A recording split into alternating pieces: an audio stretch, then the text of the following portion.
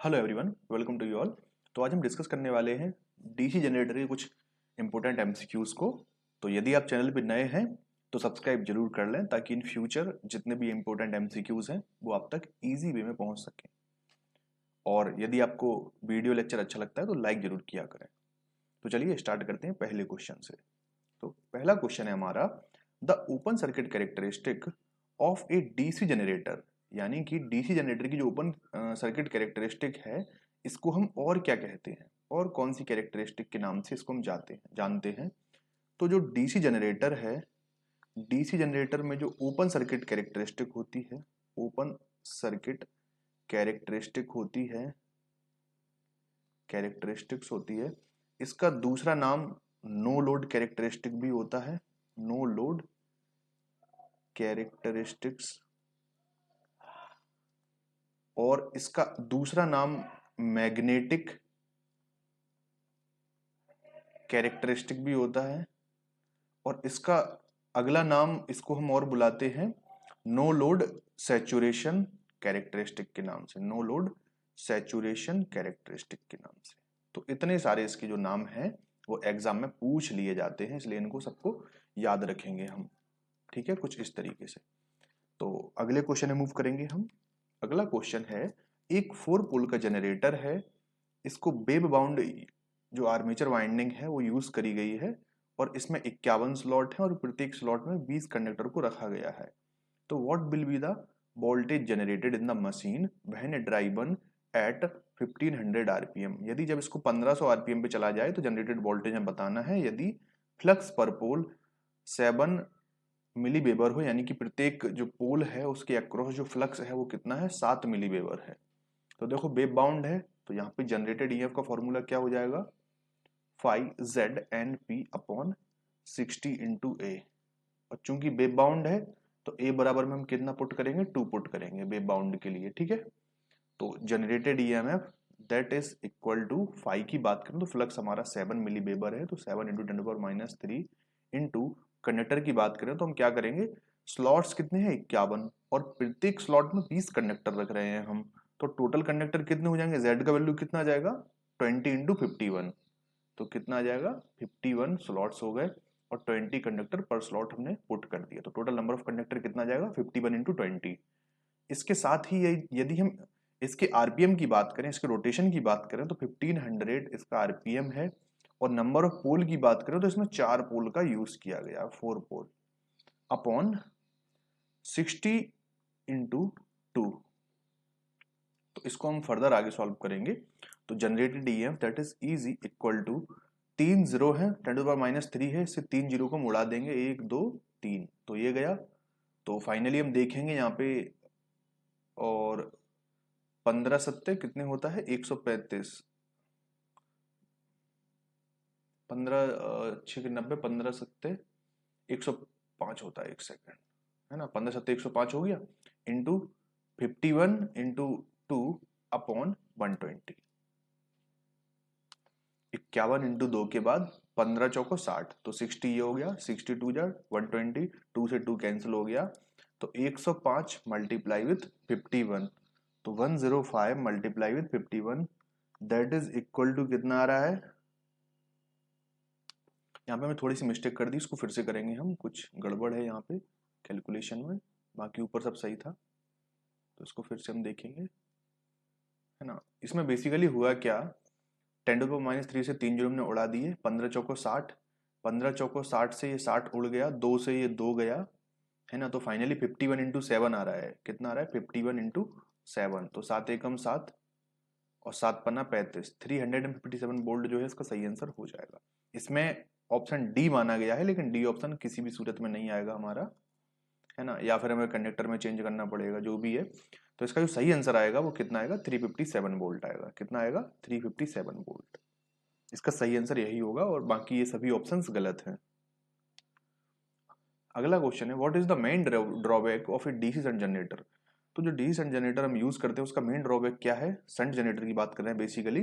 तो इसका जो मेन ड्रॉबैक है वो है the terminal voltage decreases slightly with the load. बिल्कुल, बेसिकली होता क्या है, जो वोल्टेज टर्मिनल का है V, ये कुछ इस तरीके से होना चाहिए आइडियल केस में। ये यहाँ पे आई हो गया, लेकिन क्या होता है जैसे जैसे करंट बढ़ती है ना तो ये इस तरीके से ड्रॉप कर जाता है ये, तो इसी को हम ड्रॉपिंग कैरेक्टरिस्टिक या ड्रॉपिंग कैरेक्टरिस्टिक भी कहते हैं, जो इसका मेन ड्रॉबैक भी है डीसी शंट जनरेटर का।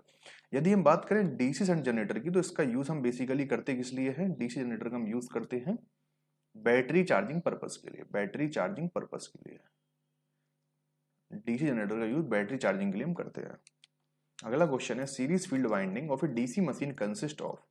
तो देखो हम चाहते क्या हैं, जैसे मान के चलो ये हमारी एक सीरीज फील्ड हो गई है ना, और यहीं पे हमने एक शंट फील्ड कनेक्ट कर रखी है।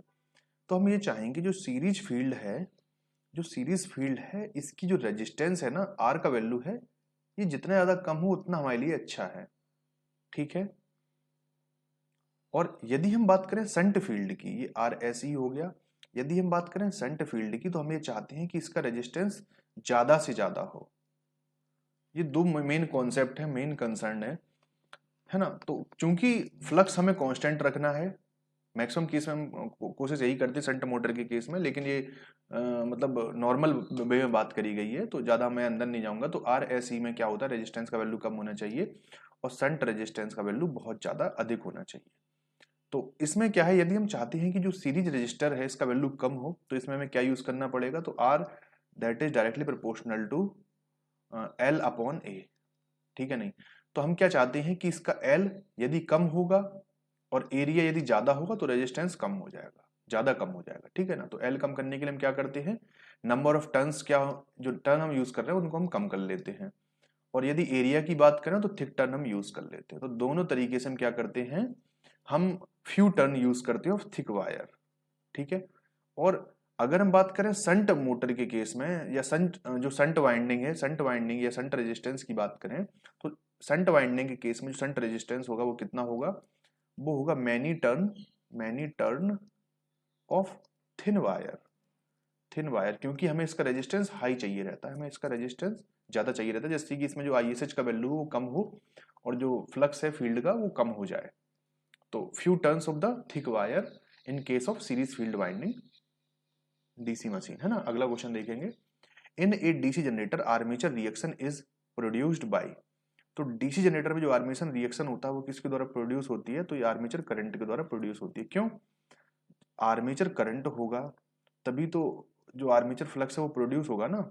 जब आर्मेचर फ्लक्स आएगा तब ये इफेक्ट करेगा, तब ये इफेक्ट करेगा किसको, मेन फील्ड फ्लक्स को, यानी कि फाई एफ को, है ना।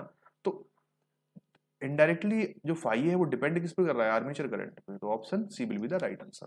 अगला क्वेश्चन है, what is the number of element spend by a coil on the armature conductor और लीड इज कॉल्ड। तो ये जो स्टेटमेंट है ये फ्रंट पिच का है। यदि हम बात करें फ्रंट पिच की तो इसका हम देख लेते हैं, एक सेकंड थोड़ा सा वेट करेंगे। तो देखिए फिगर है मैंने बनाया है, तो यदि हम इसमें देखें तो इसमें एक कॉइल ये हो गई है और एक जो सेगमेंट है हमारे, ये कम्यूटेटर सेगमेंट है, मान लो ये 1 हो गया, ये 2 हो गया, ये 3 हो गया, इस तरीके से कम्यूटेटर सेगमेंट हमारे गिवन है। तो एक जो कॉइल है वो कुछ इस तरीके से गई है, इसमें एक कंडक्टर ये यूज हुआ है और फाइनली यहाँ से होके घूमते हुए यहाँ आ गई, और दूसरी कॉइल इसी पॉइंट से, इसी कम्यूटेटर सेगमेंट से स्टार्ट हो रही है और ये कुछ इस तरीके से जाके अगले सेगमेंट पे कंप्लीट हो रही है ना। तो इसको हम क्या कहते हैं, ये हमारी कॉइल है, ये लैप बाइंडिंग है, ये लैप बाइंडिंग है हमारी, है ना। लैप बाइंडिंग का डायग्राम है ये, या फिर इसको हम प्रोग्रेसिव बाइंडिंग भी कह देते हैं, सिंप्लेक्स प्रोग्रेसिव बाइंडिंग। तो इसमें जो फ्रंट पिच है, जो फ्रंट पिच है वो फ्रंट पिच, ये जो डिस्टेंस है ना, यानी कि फर्स्ट कॉइल का एंड पॉइंट और सेकंड कॉइल का स्टार्टिंग पॉइंट, तो इन दोनों के बीच का डिस्टेंस जो होता है इसको हम क्या कहते हैं, फ्रंट पिच कहते हैं। और बैक पिच क्या कहलाती है, तो फर्स्ट कॉइल है इसके दोनों एंड्स के बीच का डिस्टेंस जो है उसको हम कहते हैं बैक पिच, और बैक पिच और फ्रंट पिच के डिफरेंस को हम क्या कहते हैं, रिजल्टेंट पिच, यानी कि बाय आर। तो कुछ इस तरीके से पिच को डिफाइन किया गया है। तो इसमें क्वेश्चन में पूछा गया था, what is the number of element spend by a coil on armature conductor और लीड इज कॉल्ड तो फ्रंट पिच, क्योंकि यहीं से डिसाइड होता है कि कितने एलिमेंट स्पेंड है, यानी कि कितने एलिमेंट उसको स्पेंड किया गया है कॉल को आर्मेचर कंडक्टर से या लीड के लिए। तो ये फ्रंट पिच का स्टेटमेंट हो जाता है, लेकिन फ्रंट पिच का सबसे बढ़िया स्टेटमेंट यही है कि फर्स्ट कॉइल का and point and second coil का स्टार्टिंग जो आर्मेचर कंडक्टर के बीच का डिस्टेंस है, इन दोनों के बीच के डिस्टेंस को हम फ्रंट पिच कहते हैं। और बैक पिच जो कॉयल है उसके फर्स्ट कंडक्टर और एंड कंडक्टर यानी सेकंड कंडक्टर, इन दोनों के बीच के डिस्टेंस को हम बैक पिच कहते हैं। और बैक पिच और फ्रंट पिच इन दोनों के डिफरेंस को हम रिजल्टेंट पिच कहते हैं। तो इस तरीके से जो ऑप्शन ए है फ्रंट पिच के लिए वो सही आंसर हो जाता है। अगला क्वेश्चन है, what is the most likely cause of sparking on the brushes in A direct current यानी डीसी मशीन। यानी कि जो स्पार्किंग हो रही है ब्रशेस पे, इसके लिए कारण क्या है?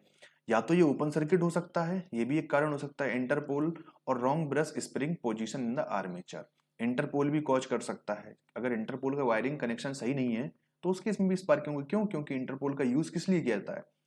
टू स्पार्कलेस कम्यूटेशन, है ना। यदि इंटरपोलर वाइंडिंग अगर प्रॉपर नहीं है या इंटरपोल प्रॉपर नहीं है तो उस केस में भी स्पार्किंग होने की पॉसिबिलिटी है। यदि कोई कॉइल ओपन रह जाती है उस केस में भी स्पार्किंग हो सकती है। क्यों? क्योंकि यदि कोई कॉइल ओपन रहेगी तो उसके अक्रॉस जो ईएमएफ इंड्यूस होगा, वोल्टेज इंड्यूस होगा और उसके कारण भी स्पार्किंग हमें यहाँ पे देखने को मिल सकती है ना। और wrong brush spring position in the armature, यदि जो ब्रश स्प्रिंग है उसकी पोजीशन अगर रॉन्ग है आर्मेचर में तो उस केस में भी हमें क्या है, स्पार्किंग देखने को मिल सकती है। क्यों? क्योंकि जो ब्रश होता है वो कम्यूटेटर से डायरेक्टली कनेक्टेड होता है। यदि इसकी जो पोजीशन है वो अस्त व्यस्त हो जाएगी तो उस केस में भी हमें स्पार्किंग देखने को मिलेगी। तो ऑप्शन बी हमारा सही आंसर हो जाता है। अगला क्वेश्चन है, एक डीसी जनरेटर में जो टर्मिनल वोल्टेज है वो कितना है? 250 वोल्ट है और ये डिलीवर कितना कर रहा है? 195 एम्पियर लोड को डिलीवर कर रहा है। तो इसकी आर्मेचर और फील्ड रेजिस्टेंस कितनी है? 0.02 और 50 ओम। तो बताना है कि वैल्यू ऑफ जनरेटेड ईएमएफ कितना होगा। तो सन जनरेटर है तो बना लेंगे हम, ये हमारा आर्मेचर हो गया, ये हमारी संट फील्ड हो गई है और ये हमारा यहाँ पे कुछ लोड लगा होगा, मान लेते हैं कुछ लोड लगा है यहाँ पे, तो वो लोड लगा है। तो इस लोड के अक्रॉस जो वोल्टेज है वो कितना है? 250 वोल्ट है और इसमें जो करंट डिलीवर हो रही है वो कितनी है? 195 एम्पियर। कितना है? 195 एम्पियर है। यदि हम बात करें आर्मेचर रेजिस्टेंस की तो इसकी वैल्यू कितनी है? 0.02 ओम है। और यदि हम संट फील्ड वाइंडिंग की बात करें तो इसकी रेजिस्टेंस 50 ओम है। तो 250 अपॉन 50 यहाँ पे हम करेंगे तो 5 एम्पियर करंट यहाँ जाएगा, 5 एम्पियर करंट यहाँ जाएगा, यानी कि 195 में 5 एम्पियर जुड़ेगा। आईए का वैल्यू कितना आ जाएगा? 200 ampere. IA that is equal to 200 ampere. क्यों? क्योंकि आईए यानी कि 195 यहाँ जा रहा है, 5 एम्पियर यहाँ जा रहा है, तो यहाँ से निकलने वाला आईए कितना होगा? दोनों को ऐड कर देंगे केसीएल से हम, तो 200 एम्पियर हमारा आईए का वैल्यू देखने को मिल गया। अब जनरेटेड ईएमएफ बताना, generated EMF that is equal to V plus I A into R A. इसमें क्या है, इसमें ब्रश कॉन्टैक्ट ड्रॉप की कोई बात नहीं करी गई है इसलिए हम उसको इग्नोर कर देंगे यहाँ पे। तो इजी जनरेटेड वोल्टेज कितना निकल के आएगा? 250 वोल्ट सप्लाई वोल्टेज हो गया, आउटपुट वोल्टेज हो गया। और आई की बात करेंगे तो 200 इंटू 0.02, तो 250 प्लस 2 दूना 4, तो 400 और 2 अंक के बाद हम 400 ये आया, 2 अंक के बाद हम दशमलव कर देंगे तो 0.2 ये आ जाएगा। तो फाइनली कितना आएगा? 254 वोल्ट आ जाएगा, है ना। तो जनरेटेड वोल्टेज कितना आ गया हमारा? 254 volt. That is option C will be the right one. अगला क्वेश्चन है, which of the following is a loss in a DC generator. तो इनमें से कौन सा जो है वो लॉस है? तो कॉपर लॉस होता है। कॉपर लॉस दो तरीके का होता है, सीरीज वाइंडिंग लॉस होता है, सीरीज वाइंडिंग कॉपर लॉस होता है, और shunt field winding copper loss होता है। आयरन लॉस तो होता ही है, और मैकेनिकल लॉस ये भी होता है क्योंकि रोटेटिंग मशीन है तो इस केस में मैकेनिकल लॉस भी देखने को मिलेगा। मैकेनिकल लॉस को हम क्या कहते हैं? Frictional and windage losses, windage losses, है ना। तो ये डायरेक्टली प्रोपोर्शनल टू किसके होता है? Square of speed. तो इसके लिए जो आंसर होगा वो ऑप्शन डी सही आंसर हो जाएगा, ऑल ऑफ द अबव। इसके लिए जो ऑल ऑफ द अबव है यानी कि तीनों के तीनों लॉसेज हमें देखने को मिलते हैं। कॉपर लॉस में बात करें तो जो इसमें दो तरीके के लॉस होते हैं। फिक्स लॉस होता है। फिक्स लॉस किसके केस में होता है? शंट फील्ड वाइंडिंग के केस में होता है। शंट फील्ड वाइंडिंग के केस में फिक्स लॉस में चला जाता है। यदि हम वेरिएबल लॉस की बात करें, वेरिएबल लॉस की बात करें तो इसके केस में सीरीज फील्ड वाइंडिंग लॉस आ जाता है, सीरीज फील्ड वाइंडिंग लॉस आ जाता है। यदि हम आयरन लॉस की बात करें तो आयरन लॉस के केस में इसमें हिस्टेरेसिस लॉस होता है, हिस्टेरेसिस लॉस होता है, और इसके साथ ही इसमें एडी करंट लॉस भी होता है, एडी करंट लॉस भी होता है। हिस्टेरेसिस लॉस बेसिकली जो होता है उसमें हम सिलिकॉन कंटेंट यूज करके, स्टील में हम सिलिकॉन का यूज करके हम क्या करते हैं? हिस्टेरेसिस लॉस को कम कर लेते हैं, और एडी करंट लॉस को कम करने के लिए हम बेसिकली लैमिनेशंस का यूज करते हैं, लैमिनेशंस का यूज करते हैं। तो कुछ इस तरीके से जो लॉसेस उनको डिफाइन किया गया है। देखो यदि आर्मेचर करंट पे लॉस डिपेंड कर रहा है तो वो वेरिएबल लॉस हो जाएगा, यदि आर्मेचर करंट से वो लॉस इंडिपेंडेंट है तो उस केस में वेरिएबल लॉस उसको कंसिडर किया जाए। अच्छा एक चीज बताइए, जो ब्रश कॉन्टेक्ट ड्रॉप है, ब्रश कॉन्टेक्ट रेजिस्टेंस लॉस है, ये लॉस कैसा है, तो ये हमेशा वेरिएबल लॉस होगा। ये कैसा होगा, वेरिएबल लॉस होगा। जो ब्रश कॉन्टेक्ट रेजिस्टेंस ड्रॉप है या लॉस है, ये कैसा है, वेरिएबल लॉस है। इसको भी हम याद रखेंगे। अगला क्वेश्चन है, हमें कैलकुलेट करना है जनरेटेड ईएमएफ को by a 10 pole wave bound generator having 100 slot and with 10 conductor per slot. यानी कि प्रत्येक स्लॉट में हम 10 कंडक्टर को रख रहे हैं। Total number of conductor Z का वैल्यू कितना आ जाएगा, 100 into 10 that is equal to 1000। Z का वैल्यू इतना आ गया और इसको हम रन करवा रहे हैं कितने पे, 1200 आरपीएम पे। तो पर पोल फ्लक्स कितना है हमारा, 0.01 वेबर है। तो बताना जनरेटेड ईएमएफ कितना होगा, तो ये याद रखेंगे। की पॉइंट हमारा ये है, वेव बाउंड जनरेटर है ये। तो easy that is equal to 5ZNP upon 60 into A, 60 into A. अब ए बराबर हम 2 पुट करें, क्यों, क्योंकि वेव बाउंड है जनरेटर। तो generated EMF that is equal to 5 का वैल्यू कितना है 0.01, दैट इज Z का वैल्यू 1000, N का वैल्यू कितना 1200 है। और यदि पोल की बात करें तो पोल की संख्या कितनी है, 10 है। पोल की संख्या 10 है और 60 इंटू 2 नीचे हो जाएगा 120।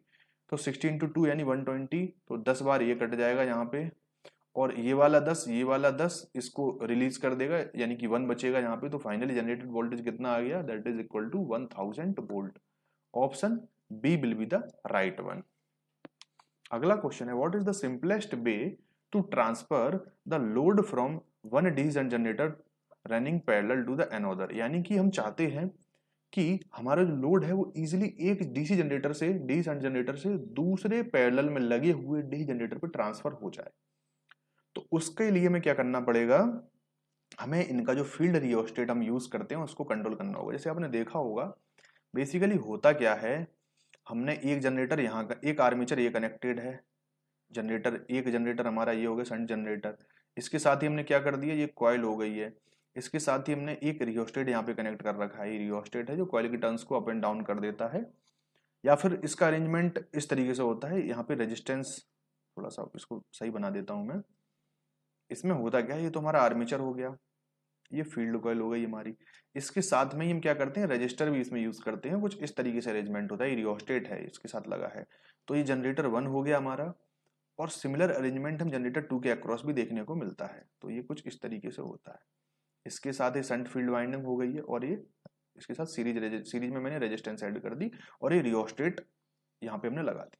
और यहाँ पे क्या है, लोड लगा रहता है, लोड लगा रहता है।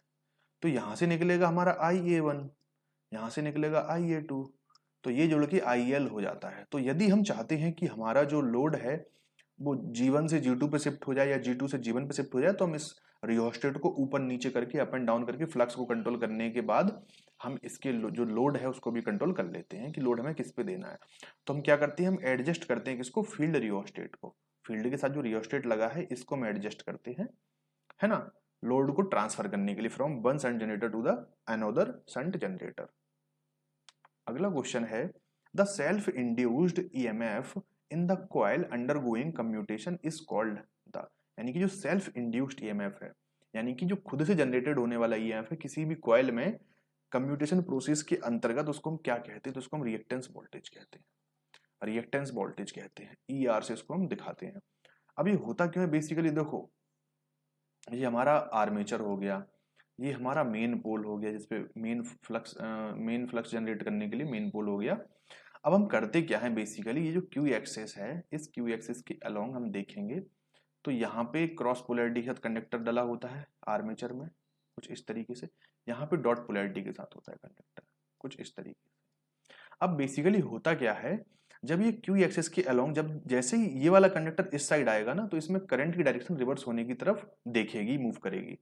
तो इस केस में होता क्या है, करंट रिवर्सल हमें देखने को मिलता है, टाइम का डिफरेंस हमें देखने को मिलता है। तो reactance voltage ER that is equal to LDI upon DT हमें देखने को मिलता है। नहीं देखो, चेंज इन करंट हो रहा है, टाइम भी मिल रहा है हमें, और इसमें कॉइल है, कंडक्टर है, कंडक्टर हम यूज कर रहे हैं, तो उस केस में हमें एल भी देखने को मिलेगा। तो फाइनली हमें यहाँ पे जो है रिएक्टेंस वोल्टेज प्रोड्यूस होते हुए दिख जाता है ना। तो कम्यूटेशन प्रोसेस के दौरान यानी करंट रिवर्सल के दौरान हमें क्या है, सेल्फ इंड्यूस्ड ईएमएफ देखने को मिलता है, और इसी सेल्फ इंड्यूस्ड ईएमएफ को हम रिएक्टेंस वोल्टेज कहते हैं। और इस रिएक्टेंस वोल्टेज को कम करने के लिए to nullify this we are using interpole, है ना।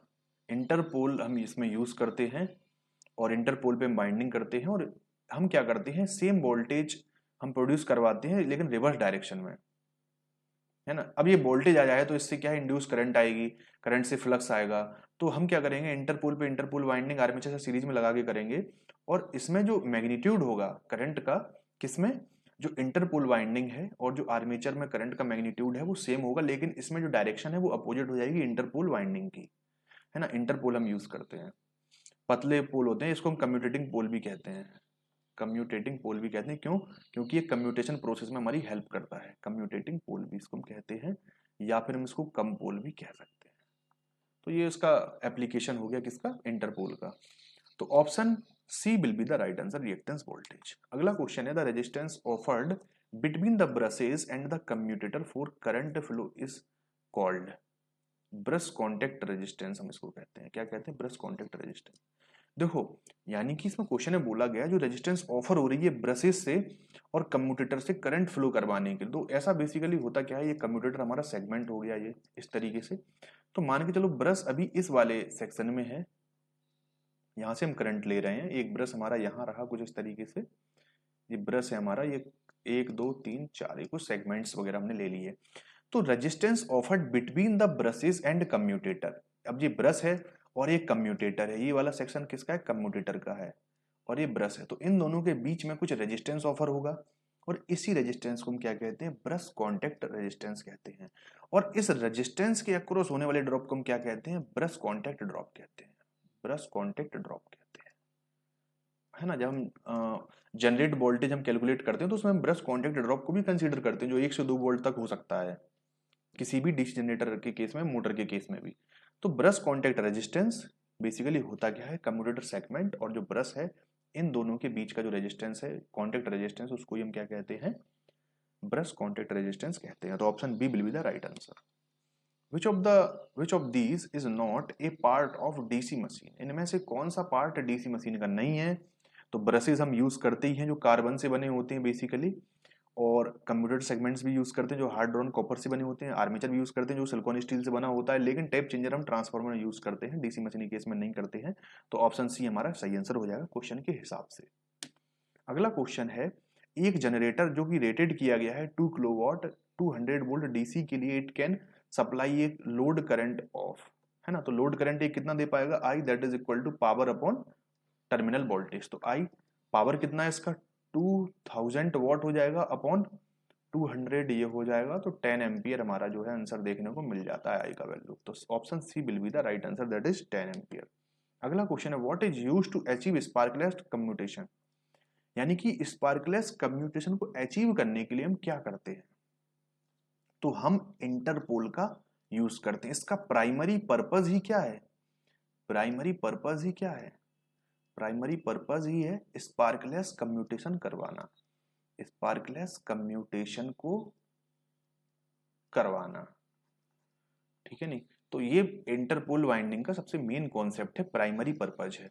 इसके साथ ही अगर इंटरपोल वाइंडिंग में हम टर्न्स बढ़ा देते हैं तो आर्मेचर रिएक्शन को भी ये नलीफाई कर देता है क्यू एक्सिस के अलावा, है ना। बेसिकली क्यू एक्सिस के अलोंग कम ही होती है क्योंकि न्यूट्रल एक्सिस में आता है, तो आर्मेचर रिएक्शन का इतना इफेक्ट होता ही नहीं है बेसिकली, लेकिन ये कुछ हद तक कर देता है कम, है ना, आर्मेचर रिएक्शन को भी। The series and shunt fields produce the flux that act in the same direction as in, यानी कि जो सीरीज है और शंट फील्ड है और उनमें जो फ्लक्स प्रोड्यूस हो रहा है ये सेम डायरेक्शन में है। तो इस केस में ये कैसी जनरेटर होगा, किस तरीके जनरेटर होगा, तो कम्यूटेटिव कंपाउंड जनरेटर होगा। क्यों, क्योंकि जो फ्लक्स होता है इस केस में वो होता है फाई एस एच यहाँ आता है और प्लस फाई एस ई। यदि सीरीज फ्लक्स सपोर्ट कर रहा है किसको, शंट फ्लक्स को, तो उस केस में ये कैसा होगा, कम्युलेटिव होगा। लेकिन यदि शंट फ्लक्स को अपोज कर रहा है सीरीज फ्लक्स, तो उस केस में कैसा होगा, कम्युलेटिव कंपाउंड होगा ये, सॉरी डिफरेंशियल कंपाउंड होगा, डिफरेंशियल कंपाउंड होगा, डिफरेंशियल कंपाउंड होगा। और ये किसके लिए, ये कम्युलेटिव कंपाउंड के लिए है, कुमुलेटिव कंपाउंड। कुमुलेटिव का मतलब ही क्या होता है, किन्हीं दो चीजों को ऐड करना, तो वही क्यूमुलेटिव का मतलब है। क्यूमुलेटिव है इसका मतलब ही होता है दो चीजों को आपस में ऐड करना। डिफरेंशियल का मतलब क्या होता है, दो चीजों का बीच में डिफरेंस क्रिएट करना या निकालना। तो इसीलिए सीरीज फ्लक्स है और सेम डायरेक्शन में ये ऐड क्यों होते हैं, क्यों, क्योंकि इनकी डायरेक्शन सेम होती है, इसीलिए इनको आपस में ऐड किया जाता है। अगला क्वेश्चन है the effect of armature reaction it to shift the magnetic neutral axis, MNA की बात कर रहे हैं, एमएनए शिफ्ट करने की बात कर रहे हैं एक्सिस टुवार्ड, यानी कि आर्मेचर रिएक्शन में हम एमएनए को शिफ्ट करते हैं, तो किस डायरेक्शन शिफ्ट करेंगे, इन the direction of rotation for generator, बिल्कुल यही सही आंसर है ना, जनरेटर डायरेक्शन में इसको रोटेट कर देते हैं, और अपोजिट डायरेक्शन में मोटर की हम रोटेट करते हैं, in the same direction of rotation of generator and opposite direction in the rotation of motor, है ना। तो दोनों ऑप्शन सही है, लेकिन यहाँ पे ऑप्शन पहले ही हमारे पास है, तो इसको हम इसीलिए टिक करेंगे इसी को। अगला क्वेश्चन है when the armature of motor rotate in a magnetic field, जब आर्मेचर है मोटर का वो रोटेट कर रहा है किसी मैग्नेटिक फील्ड में, और यह इंटरसेक्ट कर रहा है मैग्नेटिक लाइन ऑफ फोर्स को, है ना। मोटर है तो मोटर में सप्लाई दी, सप्लाई देने के बाद जो मेन पोल है उनमें करंट गई, करंट जाने से मेन फ्लक्स जनरेट हुआ, और उसके बीच में क्या है, मेन फ्लक्स जनरेट होने से मेन फील्ड है वो इंटरसेक्ट कर रही है मैग्नेटिक लाइन ऑफ फोर्स से, तो इस केस में क्या होगा, ईएमएफ जनरेट हो जाएगा आर्मेचर कंडक्टर के अक्रॉस। क्यों, क्योंकि आर्मेचर कंडक्टर जो है, आर्मेचर जो हमने लगाया है उस पर कंडक्टर हमारे हैं, तो जो मेन फ्लक्स है वो उस पर पहुंचेगा। अब वो मेन फ्लक्स उस पर क्या करेगा, उस पर एक इलेक्ट्रोमोटिव फोर्स लगाएगा, ईएमएफ उसमें जनरेटेड हो जाएगा। क्योंकि ये क्लोज होता है तो उस पर टॉर्क भी काम करने लगता है, एडी करंट आती है, वो एडी करंट से उसमें टॉर्क आता है, टॉर्क इसको रोटेट करवाता है, फाइनली मोटर जो है वो रोटेट करने लग जाती है, तो इसमें ईएमएफ इंड्यूस हो जाएगा। फाइनली क्या है, इसमें ईएमएफ इंड्यूस हमारा हो जाएगा। अगला क्वेश्चन है the thickness of lamination in the armature core of generator is, तो 0.35 से लेके 0.5 mm तक जो है थिकनेस हमें लेमिनेशन की देखने को मिलती है। अगला क्वेश्चन है armature reaction is defined as the effect of magnetic field stabilise by the armature on main field flux, यानी कि आर्मेचर रिएक्शन होता क्या है, आर्मेचर रिएक्शन बेसिकली क्या होता है, फाई एस एच पे जो फाई ए है ये अफेक्ट करता है, यानी कि फाई ए क्या करता है, फाई एस एच को सप्रेस करने की कोशिश करता है, तो इसी को हम क्या कहते हैं, इसी को हम आर्मेचर रिएक्शन कहते हैं। ये मेन फ्लक्स है या फाई एफ इसको नाम दे देते हैं, फील्ड फ्लक्स है, इसको कम करने की कोशिश करता है, ये क्या करता है, इसको फाई एफ को कम करने की कोशिश करता है, इसी को हम क्या कहते हैं, कम करने की कोशिश करता है, डिस्टॉर्ट करने की कोशिश करता है, इसी को हम क्या कहते हैं, इसी को आर्मेचर रिएक्शन कहते हैं। इसमें क्या है, बेसिकली जो मेन फील्ड फ्लक्स है वो कम होने लगता है, और मेन फील्ड फ्लक्स जैसे ही कम होने लगेगा तो उसमें जो एमएनए है वो शिफ्ट कर जाएगा, एमएनए शिफ्ट होगा, तो इसी को आर्मेचर रिएक्शन कहते हैं। A short circuit occur between the armature coil during commutation when, यानी कि एक शॉर्ट सर्किट होता है आर्मेचर कॉइल में ड्यूरिंग कम्यूटेशन व्हेन, ये कब होगा, तो पहला ऑप्शन है any two commutator come in contact with the yoke, बिल्कुल नहीं, any two commutator come in contact with rotor, बिल्कुल नहीं, any two commutator come in contact with brushes, बिल्कुल, जब कोई भी दो कम्यूटेटर सेगमेंट हैं ब्रशेस के कांटेक्ट में आते हैं तभी स्पार्किंग होती है, कुछ इस तरीके से, जैसे मान के चलो पहले ब्रश यहाँ था, लेकिन जैसे ये ब्रश दूसरी तरफ शिफ्ट होने की तरफ होगा, जैसे ये इस साइड आया, मान लो किन्हीं दो सेगमेंट के बीच में आया, तो इस केस में स्पार्किंग हमें देखने को मिलती है। तो any two commutator come in contact with the brushes, है ना, जब कोई भी दो एक साथ सेगमेंट कांटेक्ट में आ जाते हैं तो स्पार्किंग तो होगी फिर इस केस में। What does the armature core provide, तो आर्मेचर कोर क्या प्रोवाइड करती है, तो आर्मेचर कोर जो मैग्नेटिक फ्लक्स प्रोड्यूस कैपेसिटेंस नहीं, इंडक्टेंस ऑफ मैग्नेटिक फ्लक्स ये भी नहीं, create reluctance in magnetic flux, बिल्कुल, तो जो आर्मेचर कोर है ये रिलक्टेंस क्रिएट करती है मैग्नेटिक फ्लक्स के पाथ में। क्यों, हम बेसिकली करते क्या है, हम इसमें सिलिकॉन कंटेंट ऐड कर दें जिससे इसकी रेजिस्टिविटी बढ़ जाती है, और प्लस हम इसमें लेमिनेशन का यूज करते हैं जिससे कि जो रिलक्टेंस थोड़ी सी बढ़ जाती है मैग्नेटिक फ्लक्स के लिए। तो ऑप्शन सी हमारा सही आंसर हो जाएगा। In armature reaction the brushes are placed exactly on the MNA यानी मैग्नेटिक न्यूट्रल एक्सिस 2। किस लिए इसको हम मतलब आर्मेचर रिएक्शन में जो ब्रशेस होते हैं उनको हम एग्जैक्टली MNA पर ही हम क्यों इनको प्लेस करते हैं? To reduce the armature reaction नहीं, to maximize the armature reaction ये भी नहीं, to stop the flow of current increase in sparking. तो इसका सही आंसर हो जाएगा to reduce armature reaction. Armature reaction को कम करने के लिए इसको हम क्या करते हैं MNA पे शिफ्ट करते हैं। MNA एक ऐसा एक्सेस होता है जहां पर जो मैग्नेटिक फ्लक्स है उसकी वैल्यू जीरो होती है, न्यूट्रल है ना, तो यानी कि जीरो होगी। टू रिड्यूस आर्मेचर रिएक्शन हमें MNA पर ही ब्रशेस को शिफ्ट करने रहते हैं। देखो बेसिकली होता क्या है कि ये हमारा रोटर हो गया, आर्मेचर हो गया और ये हमारे मेन पोल हो गए हैं। तो यदि हम बात करें क्यू एक्सिस की नॉर्मल केस में नो लोड कंडीशन में, तो क्यू एक्सिस को हम GNA एक्सिस भी कहते हैं और इसको MNA भी कह देते हैं। GNA और MNA एक ही होता है। GNA हमेशा कांस्टेंट रहता है और MNA शिफ्ट कर जाता है। तो जैसे ही इस पर हम लोड डालेंगे तो MNA कुछ इस डायरेक्शन में आ जाएगा। तो ब्रश को MNA में शिफ्ट हमें इसलिए करना पड़ता है ताकि जो आर्मेचर रिएक्शन है इसको हम कम कर सकें, है ना। तो इस केस में जो ऑप्शन ए है वो हमारा सही आंसर हो जाएगा। The starting and ending end of the coil connected to adjacent region of a commutator are known as। देखो मैंने बताया था ना, जैसे जो लैप बाइंडिंग होती है, मैंने शुरू में पहले वाले क्वेश्चन में दिखाया था, तो इसमें लैप बाइंडिंग की ही बात कर रहे हैं। तो ये लैप बाइंडिंग का स्टेटमेंट है। जो स्टार्टिंग एंड है और ending end of a coil connected to the adjacent region, यानी कि देखो समझो बात को, ये कोई कॉइल है, इस कम्यूटेटर सेगमेंट है मान लो कुछ इस तरीके से, तो मान के चलो कॉइल है, यहाँ से स्टार्ट हो रही है ये कुछ इस तरीके से स्टार्ट हो रही है।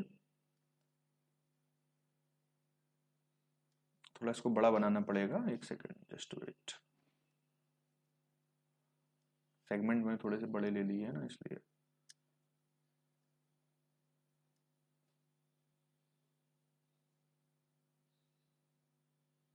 ये है, तो ये लैप बाइंडिंग है हमारी, ये लैप बाइंडिंग है। तो इसमें बेसिकली है क्या, जो स्टार्टिंग एंड है और जो एंडिंग एंड है ये एडजेसेंट रीजन से कनेक्ट होते हैं कम्यूटेटर के। तो सेम देखो, जो स्टार्टिंग एंड है और जो एंडिंग एंड है ये एडजेसेंट कम्यूटेटर सेगमेंट से कनेक्टेड है। ये 1 है तो ये 2 है। तो इस केस में जो बाइंडिंग होती है लैप बाइंडिंग होती है। हालांकि इसमें इनने ये नहीं दिया है सिंप्लेक्स लैप बाइंडिंग, तो बाय डिफॉल्ट हम सिंप्लेक्स ही मानेंगे इसमें, है ना। बाकी इसमें कुछ मेंशन भी नहीं है, तो ये लैप बाइंडिंग है एक तरीके से। तो यही स्टेटमेंट इसको होल्ड करता है। तो ऑप्शन बी हमारा सही आंसर हो जाएगा। अगला क्वेश्चन है, in interpole method interpole is placed between the main pole so that sparking can be reduce. मैंने बताया था इंटरपोल का प्राइमरी पर्पज ही क्या होता है, स्पार्किंग को कम करना। और इसको हम क्या करते हैं, दोनों मेन पोल के बीच में इसको लगाते हैं या क्यू एक्सिस के अलोंग हम इसको लगाते हैं। तो sparking can be reduce by using the Interpol method. ये इसका यूनिवर्सल स्टेटमेंट सही है कि इसको मेन पोल के बीच में हम लगाते हैं। मेन पोल, जितने नंबर ऑफ पोल होंगे उतने नंबर ऑफ इंटरपोल होंगे। जितने नंबर ऑफ मेन पोल हैं, नंबर ऑफ मेन पोल उतने ही नंबर ऑफ इंटरपोल होंगे। ये बात हमेशा याद रखना। अगला क्वेश्चन है, to achieve DC generator are run in parallel operation. मतलब हम डीसी जनरेटर को पैरेलल में क्यों रन करवाते हैं, किस चीज को अचीव करने के लिए, तो रिलायबिलिटी को अचीव करने के लिए। तो बेसिकली जो पैरेलल ऑपरेशन है इसका पर्पस होता क्या है, पैरेलल ऑपरेशन हम इसलिए करवाते हैं ताकि जो रिलायबिलिटी है वो बहुत हाई हो जाए, यानी कि विश्वसनीयता इसकी बढ़ जाए। मान के चलो 4 जनरेटर हम यूज कर रहे हैं, तो कभी कोई एक जनरेटर आउट ऑफ सर्विस हो गया तो 3 जनरेटर बाकी जो है सप्लाई वो पूरी करेंगे। और पैरेलल ऑपरेशन कराने का एक और कारण और होता है कि जब सिस्टम की जो डिमांड है वो बढ़ जाए, यानी कि जो डिस्ट्रीब्यूशन है उसकी डिमांड बढ़ जाए, एक सिंगल जनरेटर पूरी ना कर पाए, तो हम साथ में पैरेलली कनेक्ट करके लोड शेयरिंग करके हम जो है जनरेटर को पैरेलल ऑपरेट करवा के डिमांड को अचीव कर लेते हैं। और मेंटेनेंस पर्पज ये भी एक मेन चीज है हमारे लिए। मेंटेनेंस नहीं करेंगे तो भाई बहुत बड़ी समस्या हो जाएगी। तो ये मेन जो कारण है पैरेलल ऑपरेशन के लिए वो यही 2-3 कारण है। अगला क्वेश्चन है, DC shunt generator is also called. तो कांस्टेंट वोल्टेज डीसी जनरेटर भी हम इसको कहते हैं। लगभग वोल्टेज कांस्टेंट ही होता है, हालांकि थोड़ा सा ड्रॉप करता है, लेकिन हम उसको लगभग स्लाइटली कांस्टेंट ही मान लेते हैं। हम इसको लगभग, बहुत ही ज्यादा नहीं होता है ड्रॉप वोल्टेज। तो आई ये हो गया और वी यहाँ पे हमारा ये हो गया। तो कांस्टेंट वोल्टेज डीसी जनरेटर, तो डीसी शंट जनरेटर को हम क्या कहते हैं? Constant voltage DC generator. The loss cause due to resistance of armature coil is called, तो इसको हम आर्मेचर लॉस कहते हैं। जो आर्मेचर की रेजिस्टेंस है ना, आर्मेचर कॉइल का जो रेजिस्टेंस है, उस कॉइल की रेजिस्टेंस के कारण जो लॉस होता है उसको हम क्या कहते हैं? उसको हम आर्मेचर लॉस कहते हैं। अगला क्वेश्चन है, are included in mechanical loss. तो मैकेनिकल का मतलब क्या है? Mechanical loss friction and windage losses को भी कहते हैं हम, फ्रिक्शनल एंड विंडेज लॉसेस को भी हम कहते हैं। लेकिन इसके साथ एक चीज और है, मैकेनिकल लॉस ऑन ब्रशेस, इसको भी हम कह सकते हैं मैकेनिकल लॉसेस में, इसको भी हम इंक्लूड कर सकते हैं, है ना। बाकी तो no friction loss in bearing and commutator ऐसा तो होता ही नहीं है। तो mechanical loss on the brushes ये भी इंक्लूडेड होता है किसमें? मैकेनिकल लॉस में। तो फ्रिक्शनल एंड विंडेज लॉसेस ये तो मैकेनिकल लॉस है ही, साथ में इसके साथ ही मैकेनिकल लॉस जो भी ब्रशेस के ऊपर होता है उसको भी हम क्या कहते हैं? मैकेनिकल लॉस की कैटेगरी में रखते हैं। A simple common method to test armature winding for short and open circuit is by, तो इसके लिए हम ग्रोलर का यूज करते हैं। तो ग्रोलर कुछ नहीं है, एक बेसिकली एक प्राइमरी हम वाइंडिंग इसमें करके रखते हैं। इसमें एक अमीटर लगा रहता है, एक अमीटर की एक घड़ी लगी रहती है, एक स्विच लगा रहता है यहाँ पे एमसीबी टाइप का। तो इससे ऑन ऑफ करते हैं और इसके ऊपर जो है कुछ इस तरीके स्लॉट लगे रहते हैं। इसी के ऊपर क्या करते हैं? आर्मेचर को पुट कर देते हैं, इसी के ऊपर हम आर्मेचर को रख देते हैं और जो शॉर्ट सर्किट है या ओपन सर्किट टेस्ट है वो हम इसके ऊपर कर लेते हैं, ग्रोलर के ऊपर। तो ग्रोलर का यूज करते हैं बेसिकली हम डीसी मशीन की बाइंडिंग अगर हमें चेक करनी है, आर्मेचर की शॉर्ट है ओपन है, तो उस केस में हम ग्रोलर का यूज करते हैं। ग्रोलर याद रखना, बहुत ही अच्छा क्वेश्चन है ये। अगला क्वेश्चन है, for an 8 pole armature winding having 128 slot, यानी कि 8 पोल आर्मेचर वाइंडिंग है और इसमें 128 स्लॉट दिए हुए हैं और जो कॉइल स्पैन है 15 टीथ तक इसमें शो किया गया है। तो इसको हम किस तरीके से बोलेंगे? तो सबसे पहले हम क्या करेंगे, हम इसमें निकाल लेंगे पोल पिच। इसकी हम पोल पिच कैलकुलेट कर लेंगे। तो पोल पिच क्या है? Number of slot upon number of pole, है ना, number of slot upon pole. तो 128 इसमें स्लॉट है और नंबर ऑफ पोल इसमें कितने हैं? 8 हैं। तो 8 एकम 8, 8 6 48। तो पोल पिच कितनी आ गई है? पोल पिच आ गई है 16। यानी कि पोल पिच का मतलब बेसिकली होता क्या है? इलेक्ट्रिकली डिस्टेंस बिटवीन टू पोल, इलेक्ट्रिकल डिस्टेंस बिटवीन टू पोल, डिस्टेंस बिटवीन टू पोल। और इसमें क्या बोला गया है? इसमें जो कॉइल स्पैनिंग करी गई है 15 टीथ के लिए करी गई है, और जबकि यहाँ पे जो पोल पिच निकल के आ रही है 16 आ रही है ना। यानी कि ये बताती ये है कि किन्हीं दो पोल के बीच में कितने टीथ यूज कर रहे हैं? 16 टीथ यूज कर रहे हैं। जबकि यहाँ पे इनने जो कॉइल स्पैन लिया है 15 टीथ लिया, यानी कि कॉइल जो है वो कैसी हो गई है? शॉर्ट पिच हो गई है कॉइल। कॉइल क्या है? शॉर्ट पिच हो गई। क्यों? क्योंकि पोल पिच ज्यादा हो गई है और जो इनने कॉइल स्पैन लिया है वो उसकी वैल्यू कम है ना। तो पोल पिच की बराबर होती तो बात अलग थी, लेकिन इनने इससे कम रखा है। अगर 16 की जगह मान के चलो यहाँ पे 15 की जगह यदि 17 हो जाता तो ये ओवर पिच कॉइल हो जाती, ओवर पिच कॉइल हो जाती। लेकिन 15 है, 16 से इसकी वैल्यू कम है तो ये शॉर्ट पिच हो गई। और कितने स्लॉट से हुई है शॉर्ट पिच? कितने स्लॉट कम पड़ रहे हैं? एक स्लॉट से शॉर्ट पिच हुई है। यानी कि short coded by 1 slot pitch. यानी कि कोड का मतलब क्या होता है? कमी होना। 180 डिग्री तक ले जाने में कितने स्लॉट की कमी हो रही है? इसमें तो 1 स्लॉट की कमी हो रही है। तो इसीलिए शॉर्ट कोडेड होगी बाई 1 स्लॉट पिच। तो ऑप्शन ए हमारा सही आंसर हो जाएगा। अगला क्वेश्चन है, the nature of input in DC generator is, यानी कि जो इनपुट हम डीसी जनरेटर को देते हैं उसका नेचर कैसा होता है? तो हमेशा मैकेनिकल पावर में हम देते हैं। आप इसकी इफिशियंसी देखेंगे जब डीसी जनरेटर की, तो हमें क्या मिलेगा? आउटपुट पे इलेक्ट्रिकल मिलेगा, आउटपुट पे इलेक्ट्रिकल मिल रहा है जो कि डीसी है। और यदि हम इनपुट की बात करें तो इनपुट पे हमें इलेक्ट्रिकल देना पड़ेगा, इसको इलेक्ट्रिकल देना पड़ेगा। और इलेक्ट्रिकल, सॉरी एक सेकंड, इलेक्ट्रिकल नहीं मैकेनिकल आएगा यहाँ पे। इनपुट हम क्या देंगे? इसको मैकेनिकल इनपुट देंगे, मैकेनिकल इनपुट देंगे और प्राइम मूवर के थ्रू हम इसको जो है रोटेट कराएंगे, प्राइम मूवर के थ्रू हम इसको रोटेट कराएंगे। तो आउटपुट इलेक्ट्रिकल होगा और इनपुट मैकेनिकल होगा। तो नेचर ऑफ इनपुट पूछा गया है तो मैकेनिकल पावर ही हम इसमें इनपुट करवाते हैं। ये बेसिकली पावर ही है, आउटपुट इलेक्ट्रिकल पावर और इनपुट मैकेनिकल पावर, इन दोनों के रेशियो को ही हम इफिशियंसी कहते हैं।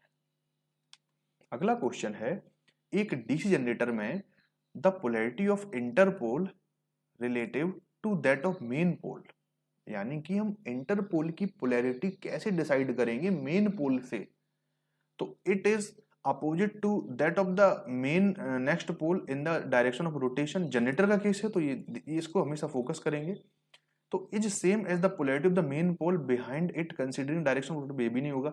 Is same as the polarity of the main pole ahead in the direction of rotation. तो इसको समझो, बेसिकली हम बोल क्या रहे हैं, एक पोल हमारा मेन पोल हमारा ये रहा, इसके बीच हमने आर्मेचर पुट कर दिया, एक मेन पोल हमारा ये है, इसकी वैल्यू कितनी है n है, इसकी वैल्यू कितनी है s है, और ये जनरेटर है, क्या है जनरेटर है। तो एक हमने क्या किया, एक इंटरपोल हमने यहां कनेक्ट कर रखा है, दूसरा इंटरपोल हमने यहां कनेक्ट कर रखा है। जितने मेन पोल होंगे उतने नंबर ऑफ इंटरपोल होंगे। अब बेसिकली इसमें पूछा यह गया है कि जो इंटरपोल की हम पोलैरिटी लेंगे, यानी कि इसको हम कैसे डिसाइड करेंगे कि ये एन पोल होगा या एस पोल होगा, ये एन पोल होगा या एस पोल होगा, दोनों पोल की बात कर रहे हैं हम यहाँ पे। तो इसको डिसाइड करने के लिए मान के चलो जो रोटेशन है जनरेटर का, जनरेटर है चूंकि ये, तो जनरेटर का रोटेशन कुछ इस डायरेक्शन में है, तो इसकी जो डायरेक्शन होगी यानी कि इसकी जो पोलैरिटी होगी वो कैसी पोलैरिटी होगी, same as the main pole ahead, यानी कि इसके बाद जो मेन पोल आने वाला है, इसके बाद जो मेन पोल आने वाला है इसी की सेम पोलैरिटी ये होल्ड करेगा। तो इसकी पोलैरिटी कैसे निकलेगी, जनरेटर के रोटेशन की डायरेक्शन में जो अगला पोल हमें मिलने वाला है, जो नेक्स्ट पोल अहेड वाला पोल है, वही पोल हमारा जो जिससे हम रेफरेंस लेके कर रहे हैं वही हमारा पोल फाइनल होगा। जैसे अब ये है तो इसकी रोटेशन जनरेटर की ऐसी डायरेक्शन में है, तो इस पोल के बाद का पोल कौन सा है, एन पोल है, तो ये एन हो जाएगा। तो इस तरीके से हम डिसाइड करेंगे। तो इसीलिए जो इंटरपोल होगा मेन पोल से किस तरीके से हम डिसाइड करेंगे, तो is same as the polarity of the next main pole ahead in the direction of rotation. Generator है। अगर मोटर की बात करें हम, तो मान लो जनरेटर के केस में रोटेशन ऐसा है, मोटर के केस में रोटेशन ऐसा होता है। तो इस केस में बिहाइंड की बात आती, इन द कैसा होता भैया, किस तरीके से होता, in the direction of rotation of motor behind the main pole. तो जो पीछे पोल छूट गया है उसी पोल को हम यहाँ पे पुट करते हैं, हम यहाँ पे बिहाइंड यानी कि पीछे वाला पोल है ना। तो इस तरीके से हम इसको डिसाइड करते हैं। तो इस same is the polarity of the next main pole ahead in the direction of rotation.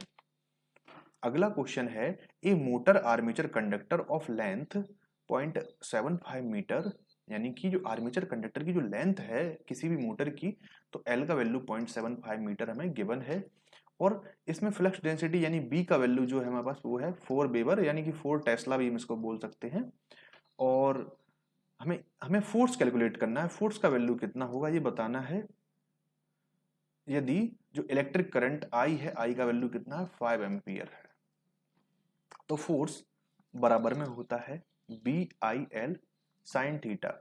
इसमें एंगल के बारे में कुछ नहीं बताया है कि जो कंडक्टर हम इसमें पुट कर रहे हैं वो कंडक्टर कहाँ रखा है, किस तरीके से है, पैरेलल है कि किस तरीके से। तो बाय डिफॉल्ट हम इसको 1 मान लेंगे साइन थीटा को, कोई इन्फॉर्मेशन नहीं है, तो बी आई एल से हम इसको कैलकुलेट कर लेंगे। तो बी की वैल्यू 4 है, आई का वैल्यू 5 है और एल का वैल्यू 0.75 है ना। तो 4 इंटू 5 इंटू 3.75 को हम 3/4 लिख सकते हैं। तो इस तरीके से 4 से 4 गया, 5 दिए 15 न्यूटन। फोर्स है तो फोर्स की यूनिट क्या होगी, न्यूटन होगी। तो F बराबर में क्या आ जाएगा, 15 न्यूटन। अगला क्वेश्चन है, eddy current losses occur in which part of the DC machine. तो एडी करंट किस पार्ट में होगा डीसी मशीन की, तो हमेशा ही आर्मेचर में देखने को मिलता है मैक्सिमम। तो आर्मेचर में होता है, तो आर्मेचर को हम इसलिए क्या करते हैं, आर्मेचर में हम लेमिनेशंस का यूज करते हैं, लेमिनेशंस का यूज करते हैं, जिसकी थिकनेस कितनी रखते हैं हम 0.35 से लेके 0.5 mm तक हम इसकी थिकनेस को मेंटेन करते हैं।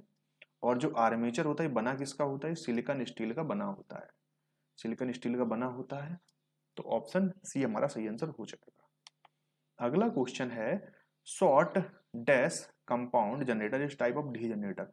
तो शॉर्ट शंट और लॉन्ग शंट आपने देखा होगा टाइप है डीसी जनरेटर के, तो शॉर्ट शंट हो जाएगा यहाँ।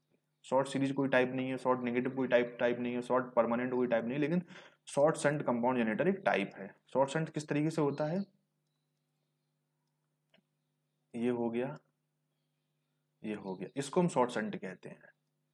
ये कैसा हो गया, ये शॉर्ट शंट हो गया, है ना। और यदि यदि हम इस वाली फील्ड वाइंडिंग को, इस वाली फील्ड वाइंडिंग को जो सीरीज फील्ड वाइंडिंग है, इसको यहां से हटा के हम यहां कनेक्ट कर दें, इसको यहां से हटा के हम यहां कनेक्ट कर दें, तो ये लॉन्ग शंट हो जाएगा।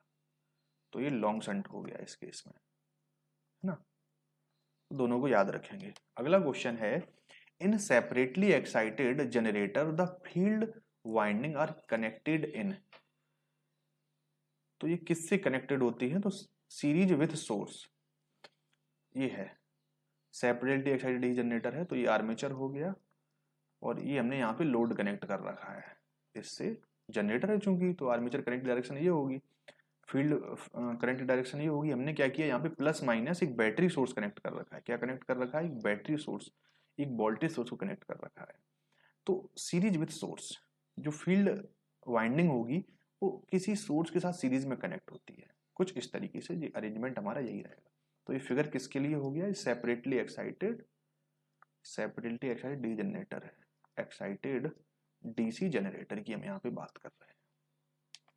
अगला क्वेश्चन है, यदि series winding connected in series with the armature winding, है ना, and then shunt winding is put in parallel to the combination, then such combination will form which kind of a generator. तो इसको long shunt compound generator हम कहेंगे, जैसे मैंने पिछली बार आपको बताया था, यहाँ पे ये बताया था। यानी कि इसमें जो आर्मेचर है, आर्मेचर वाइंडिंग के साथ हमने सीरीज में सीरीज फील्ड वाइंडिंग कनेक्ट कर दी, और इस पूरे कॉम्बिनेशन के साथ हमने पैरेलल में एक शंट फील्ड वाइंडिंग कनेक्ट कर दी। तो ये कैसा हो जाएगा, ये लॉन्ग शंट वाले चला जाएगा हमारा। तो ये लॉन्ग शंट कंपाउंड जनरेटर हमारा हो गया। अगला क्वेश्चन है, a DC generator work on the principle of. तो इलेक्ट्रोमैग्नेटिक इंडक्शन पे काम करता है। किस पे काम करता है, इलेक्ट्रोमैग्नेटिक इंडक्शन पे काम करता है। बेसिकली होता क्या है, मेन फील्ड वाइंडिंग को हमने सप्लाई दी, डी सप्लाई दी, तो एनएस पोल जनरेट हो जाता है, और इन पोल से फ्लक्स निकलेगा, और फ्लक्स लिंक करेगा जनरेटर, सॉरी आर्मेचर से। तो जब आर्मेचर से फ्लक्स लिंक करेगा तो आर्मेचर में ईएमएफ इंड्यूस होगा, क्योंकि आर्मेचर सर्किट क्लोज होगा, तो उसमें एडी करंट आएगा, एडी करंट से उसमें टॉर्क लगेगा, और टॉर्क से वो रोटेट करेगा। तो इलेक्ट्रोमैग्नेटिक इंडक्शन रिस्पॉन्सिबल है किस लिए, डीसी जनरेटर को काम कराने के लिए। हम बेसिकली करते क्या, अच्छा डीसी जनरेटर की बात करी गई है यहाँ पे, तो बेसिकली इसमें होता क्या है, हमने जैसे सप्लाई दी फील्ड पोल को, तो एनएस पोल जनरेट हो गए, और यहाँ पे जनरेटर का जो आर्मेचर है, जनरेटर का जो आर्मेचर है उसको हम रोटेट करवा ही रहे हैं प्राइम मूवर से। तो जब ये रोटेट ये करेगा, इसमें जो फ्लक्स होता है वो स्टेशनरी फ्लक्स होता है, लेकिन यहाँ पे जो आर्मेचर है ये रोटेटिंग होता है, इसलिए जो फ्लक्स है ये भी चेंजिंग फ्लक्स में चला जाता है, और ईएमएफ इंड्यूस हो जाता है। ईएमएफ बराबर में N D phi by D T, कुछ इस तरीके से देखने को मिल जाता है। तो इलेक्ट्रोमैग्नेटिक इंडक्शन इसके लिए रिस्पॉन्सिबल है। हालांकि इसमें फिक्स फ्लक्स होता है, इसलिए हमें इसको रोटेट करवाना पड़ता है, ये थोड़ी सी प्रॉब्लम रहती है इसमें। यानी कि डायनेमिकली इंड्यूस्ड ईएमएफ वाला कॉन्सेप्ट इसमें हम लगाते हैं। कौन सा, डायनेमिकली इंड्यूस्ड ईएमएफ, क्योंकि हम इसको घुमा रहे हैं, इंड्यूस्ड ईएमएफ। और ट्रांसफार्मर के केस में क्या होता है, ट्रांसफार्मर के केस में क्या होता है, स्टैटिकली इंड्यूस्ड ईएमएफ का हम यूज करते हैं, स्टैटिकली इंड्यूस्ड ईएमएफ का हम यूज करते हैं, इंड्यूस्ड ईएमएफ का हम यूज करते हैं। Which part of A DC machine requires frequent maintenance. तो ब्रशेस और कम्यूटेटर हम जो यूज करते हैं, ब्रशेस क्योंकि लगातार बियर एंड टीयर को बियर मतलब झेलते हैं, और कम्यूटेटर के साथ भी सेम चीजें हैं, तो इसका मेंटेनेंस हमें करना कंपलसरी हो जाता है, मेंटेनेंस हमारा कंपलसरी इसका हो जाता है। For a motor to work as a generator, यदि हम मोटर को, देखो समझना, मोटर को हम जनरेटर की तरह वर्क करवाना चाहते हैं तो हमें क्या करना पड़ेगा, द रोटर मस्ट स्पन या रन, समझो run faster than its stator asynchronous speed. नहीं, ये भी नहीं, the rotor must spun faster than it stator synchronous speed. Yes, हमें रोटर को फास्ट रन करना पड़ेगा than the synchronous speed of the stator. तो ये सही आंसर इसमें हो जाएगा। In a DC generator the number of poles and number of armature conductor are fix. यानी कि नंबर ऑफ पोल फिक्स हैं और number of armature conductor fix हैं। तो which of the following winding will give higher EMF. तो देखो higher EMF की बात आ रही है, यानी कि हायर वोल्टेज की बात आ रही है, तो ये तो तुमको वेव बाइंडिंग के अलावा कोई दे ही नहीं सकता। वेव बाइंडिंग जो है इसमें जो वोल्टेज है वो हाई होता है और जो करंट होती है वो कम होती है, लो होती है। और लैप बाइंडिंग है, इसमें वोल्टेज का वैल्यू कम होता है और करंट की वैल्यू इसमें हाई होती है। तो दोनों में फर्क है। अगला क्वेश्चन है armature reaction of N unsaturated DC machine result in effect. तो अनसैचुरेटेड डीसी मशीन जो होती है उसमें जो आर्मेचर रिएक्शन होती है वो हमेशा कैसी होती है, क्रॉस मैग्नेटाइजिंग होती है, और सैचुरेटेड मशीन में डीमैग्नेटाइजिंग होती है ना। तो ऑप्शन सी हमारा सही आंसर हो जाएगा। The efficiency of a machine will be high if losses are low. क्योंकि जो इफिशियंसी होती है, इफिशियंसी क्या होती है, आउटपुट अपॉन इनपुट, या फिर इसको हम ये भी बोल सकते हैं output upon output plus losses. Input की जगह हम क्या लिख सकते हैं, आउटपुट, और जो लॉसेस में जा रहा है वो है। यदि हम लॉसेस को बहुत कम कर दें, लॉसेस को हम कम कर दें, घटा दें, है ना, तो उस केस में क्या होगा, जो इफिशियंसी है इसकी वैल्यू बढ़ेगी। क्यों? क्योंकि पूरा पूरा टर्म ये जब कम होगा तो ये वाली वैल्यू जो है वो बढ़ेगी, यानी कि इफिशियंसी बढ़ेगी। तो हमेशा लॉसेस जितने कम होंगे इफिशियंसी उतनी ही ज्यादा हमें देखने को मिलेगी। इन डीसी मशीन बताना है the current and EMF in armature conductor are alternating. बिल्कुल सही बात है, जो करंट होगा और जो ईएमएफ होगा आर्मेचर कंडक्टर में वो हमेशा अल्टरनेटिंग होगा, while those at terminal they are unidirectional. बिल्कुल सही बात है। टर्मिनल पे आउटपुट टर्मिनल देखें या इनपुट टर्मिनल देखें मैंने कहा, तो वहां पे तो हमें यूनिडायरेक्शनल केस में मिलेंगे, लेकिन जो आर्मेचर है, आर्मेचर में हमेशा हमेशा ही अल्टरनेटिंग करंट या अल्टरनेटिंग ईएमएफ देखने को मिलेगा, चाहे वो फिर जनरेटर के केस में हो चाहे वो मोटर के केस में हो, डीसी मोटर या डीसी जनरेटर का केस, दोनों केस में। अगला क्वेश्चन है how does commutator of A DC machine work. तो जो कम्यूटेटर हम यूज कर रहे हैं डीसी मशीन में ये किस तरीके से काम करता है, तो it will work like as full wave rectifier. कैसे काम करेगा, ये फुल वेव रेक्टिफायर की तरह काम करेगा। Option A will be the right answer. Basically ये करता क्या है, कम्यूटेटर का काम बेसिकली होता है यूनिडायरेक्शनल को बाई डायरेक्शनल में कन्वर्ट करना और बाई डायरेक्शनल को यूनिडायरेक्शनल में कन्वर्ट करना। तो ये फुल वेव रेक्टिफायर की तरह ही काम करेगा। What is the shape of stator. तो ये रिंग शेप में होता है स्टेटर, हमेशा रिंग शेप में कुछ इस तरीके से इसको बनाया जाता है, कुछ इस रिंग शेप में इस तरीके से बनता है ये, ठीक है। In DC machine fractional pitch winding is used. तो जो डीसी मशीन में फ्रैक्शनल पिच वाइंडिंग हम यूज करते हैं, इसका बेसिक पर्पज क्या है, to improve cooling, to reduce copper losses, to reduce the sparking. Yes, ये इसका मेन रीजन है डीसी मशीन में यूज करने का।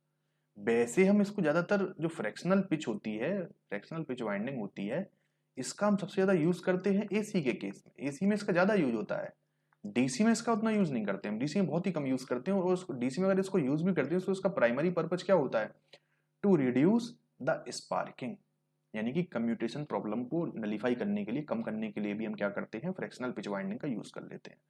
फ्रैक्शनल पिच वाइंडिंग के बहुत से लाभ हैं। पहला तो इसमें जो कॉपर की रिक्वायरमेंट होती है, यहां अलग कर लेते हैं फ्रैक्शनल पिच वाइंडिंग, इसमें जो कॉपर की रिक्वायरमेंट होती है, copper required less, less copper required होता है इसके केस में। सो copper losses PCU that should also be less. एक चीज तो हमारी ये हो गई। दूसरी चीज क्या हो गई है हमारी, इसमें जो ईएमएफ है मोर साइनोसोडल, मोर साइनोसोडल इस तरीके से, मतलब एसी में हम इसको यूज कर रहे हैं, एसी के हिसाब से बता रहा हूं मैं और डीसी के हिसाब से ही बता रहा हूं, दोनों हिसाब से बता रहा हूं। इसके साथ ही इसमें जो अगला टर्म है used to reduce sparking, to reduce sparking, sparking को कम करने के लिए हम इसका यूज करते हैं इन डीसी मशीन, इन डीसी मशीन, है ना।